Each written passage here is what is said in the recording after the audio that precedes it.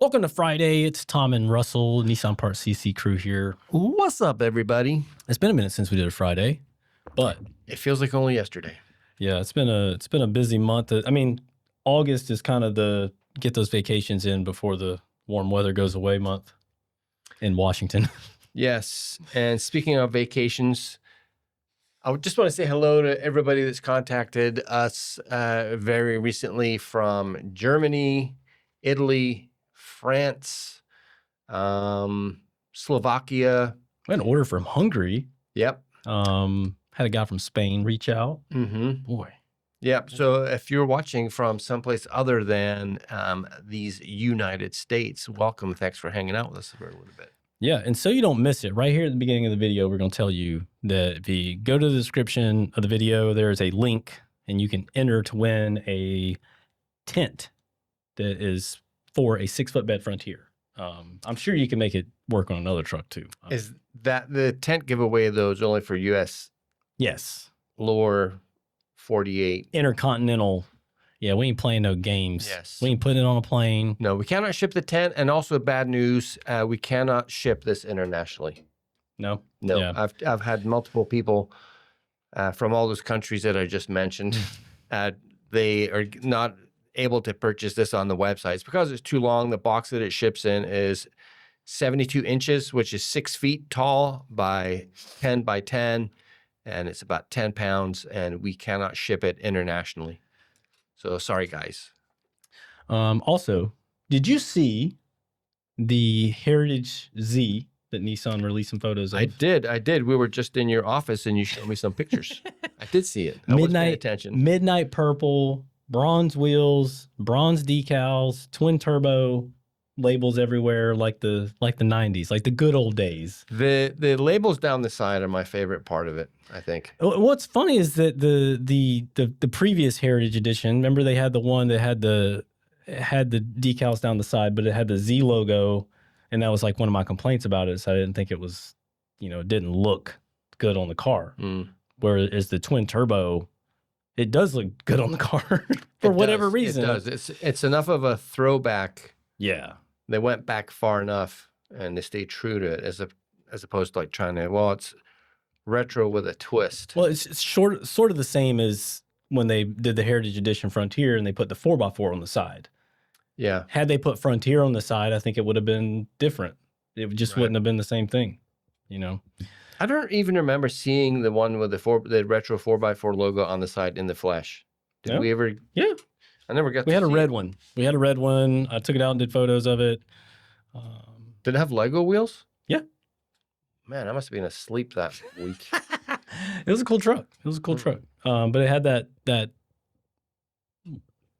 glorified light bar in the bed, which I really wish you could just. Maybe that's why I don't remember. Maybe I just blanked it out. Blanked it out of your mind. So we got a bunch of parts here today. Let's just start off with this R34 headlight.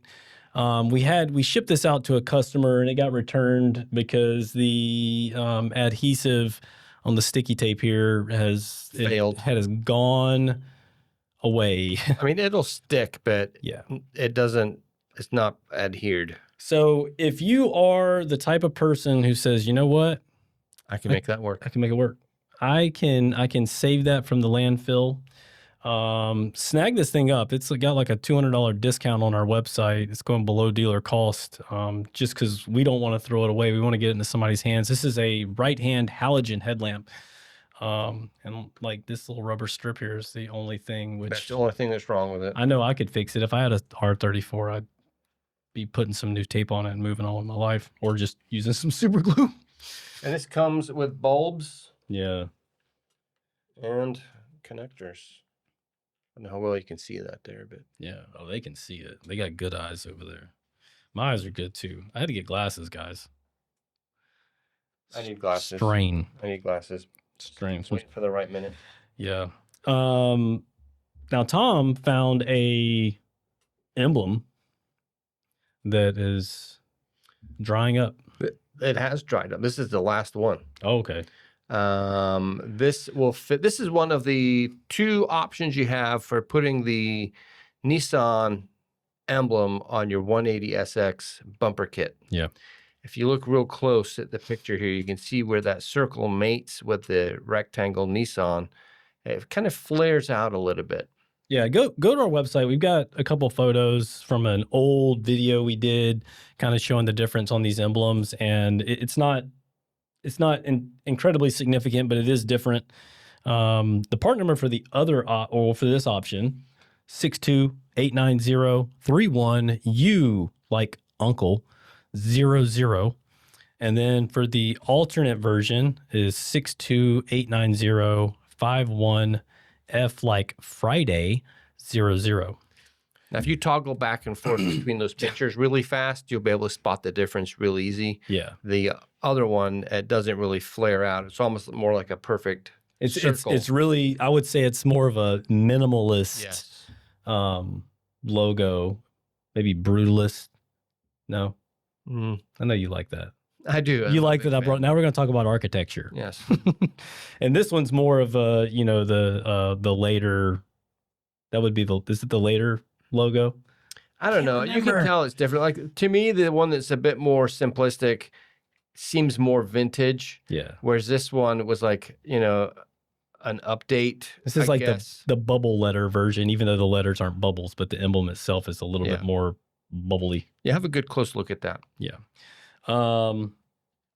Now, these guys, these are like the hottest of the hottest. God. VIN plates. Part number on these guys is 99070899909. Now, we do have the clips for these available. You know that R35 GTR we had in the shop a couple weeks ago? I was looking at the VIN plate on it, and it used the same exact clips as these. Oh, really? I've never really looked at those installed because, they're kind of weird. They have that like little standoff. Yeah. I still don't understand why that's there. But yeah, they were just like that. And it's like, okay, well, that is how they're supposed to be. Strange. So these plates are super popular. We do not have a way of stamping any numbers into it. That's going to be up to you. It's just something cool to have sitting around in your toolbox or on your desk. Yeah. Yeah. And put one of these on your toolbox. How cool would that be? You could make up a VIN number for your toolbox. Or if you want to be super cool and you have a Dremel, turn it into a plate for a light switch in your garage. Ooh. Bam. Look at that. Bam. Updating the man cave. Let's go. I just came up with that right now. I know. That's what I'm saying. I talked about brutalist a while ago. And now you're ideas. Now you're interior decorating. 180SX guys, if you've been following social media, you've seen this, and you've heard me complain about it for better part of the last 2 years about the pricing on 180SX kooky taillight components, most notably the lower Garnish, which is right here in front of us. Lift up that edge over there, Russell, so the good folks can see. Yeah. Bam. So Nissan, probably 2-3 years ago now, went a little wild with their pricing and bumped up the cost. It was like right after COVID. Yeah. Well, remember we were told they were being discontinued. Yeah. We bought like 100 of them. And then shortly thereafter, they changed the cost on the components, like 500%. Yeah. Cost, I think dealer cost on these was over $500. And we hadn't sold one of these panels in almost a year. Right. One more day, it would have been a year exactly. Yeah. So they finally lowered the price, which we're really excited about because now we're selling them like hotcakes again. So if you need one of these panels, get it. I don't know if they're phasing them out. I'm not even going to go there because the way we go back and forth, we look like idiots. I know. I mean, it really does. I mean, I feel bad sometimes because we try to get this information out and somebody at Nissan's giving us bad info. Right. We're only as good as the information that's fed to us by, Nissan and their price changes. Yeah. I'm going to jump back to Nissan here and new vehicles. I don't know if do you follow all the Nissan drama on the internet? No. There's a lot of it. Enough drama. Well, Espinoza was recently interviewed and he's the guy, to go back 3-4 years, he's the guy that says if it's in his power to bring back the S13, he will. This guy over here. So yeah, that's him. And the article that I saw, there was a picture of him in the seat of a Fairlady Z, a new one, probably a convention or something. And it is, I'm gonna tell you right now, it's the toughest CEO picture you ever seen. Like that guy is like Toyota looking at you. But anyway, in the interview, he basically said that his goal right now is to speed up how quickly Nissan can update models and start putting out new models, which I think we've complained about it for years, that they'll keep the same everything for 10 years on a car. See, I'm actually okay with that. No, I'm not. Really? No. Let's go. I'm actually okay with that. No, you got to change it. You got to freshen it up, because what is if you came to the dealer and they've got a 2025 Frontier and a 2021 Frontier, this 21 Frontier's, half the price, low miles, been taken care of. Why would you buy the new truck? If it's the same exact truck and nothing has changed, the radio's the same, the options are the same. I mean, Nissan has, look at the Frontier. They've updated it a couple times since 22. And it's minor stuff, but I think it's enough to go somebody that might be what changes somebody's decision. Really? On buying the car. What do you think? I think that it keeps costs down. Well, my logic is if they keep the same body style, like when I was a kid, I thought like a 10-year run is like normal. Yeah. Right. And that keeps costs down instead of, if you look at what they do with American cars, like, a 2021, I know where you're going. Yeah. Next year it's almost completely different. They were doing that, especially through like the 50s and 60s and 70s, like every year it was a new car, externally. And the money that costs to do that is crazy. As far as selling them though, yeah, you do want to impose like a feeling of, oh, that's last year's model. I want the newest one. And see that, and that's what I think when it comes to buying or selling new cars, I think that you have to keep it fresh for that new car market. Let's just focus on the new car people.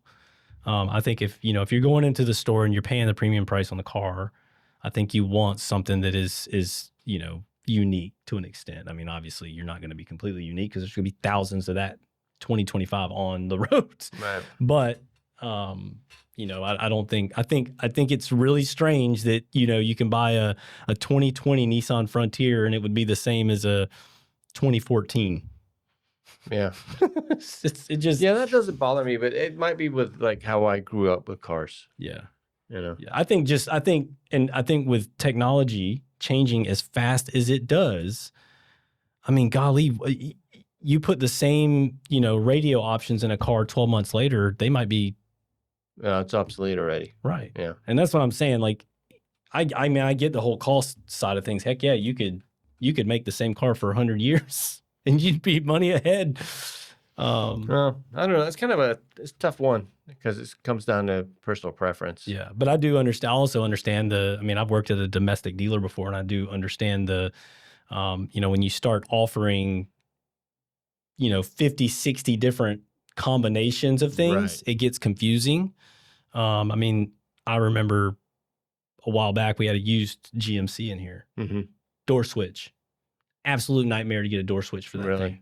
Because you call over to the GM store, they got the VIN, they got everything they need, and they still have 20 options that they need you to go out and look and touch and feel it and know and understand that, When you were at the domestic dealer, would you got what was it, a Dodge place? Yeah, Chrysler Jeep Dodge. Chrysler Jeep. So you get a guy calling in and he needs a such and such for his, back then it was probably like what, 2007? Yeah. When were you at the Jeep place? 2005. All right, 2005. Yeah, I need this for my Dodge Ram pickup truck, 2005. All right, you got your VIN? They're all the same. We still deal with that today. But we shut them down. We need that VIN, unless you want to. Well, and and let's face it, the VIN filters now are incredible. Right. you know, for us at least on the Nissan side, they're pretty good. I mean, rarely do we run into an option, you know, where it's like, oh, we need to, you know, double check the build date or Right. check physically, you know, what's the stamp. I think sometimes wheels are a bit of a nightmare. Anyway, we've gotten way off track here. Yeah. So thanks for hanging out. Is there anything else, Russell? I don't think so. Go enter that giveaway. It's 100% free. We want to give you that tent. All you got to do is put your name and your email entered. That's it. How easy? I mean, it's not going to get much easier than that. Where did they go to enter their name and email? They can go on our website. Yeah. I got a banner on the front page. And then there's other than that, they're gonna have to snag the link that I'm giving them. I've sent it out in a million emails already, and I'll put it in the description of the video. What's the response been? I think we've had about 100 people sign up. Okay, dang. So far. Good. And this is the first mention of it in a YouTube video. Okay. So get signed up. Yeah, see the pictures of the tent. Imagine yourself in there with your sleeping pad, your bear spray. Yeah, I'll link the video in the description as well, where me and Tom put one of those together. Yeah, that was a fun time. It was in a short bed truck, but same concept. Yeah, same idea. Yeah. Is it the same color? It's a blue one? Yep. Cool. Yep. All right. Get some free stuff. Yeah. Enjoy your weekend. Show some love. Bye. Like and subscribe. Ring that bell.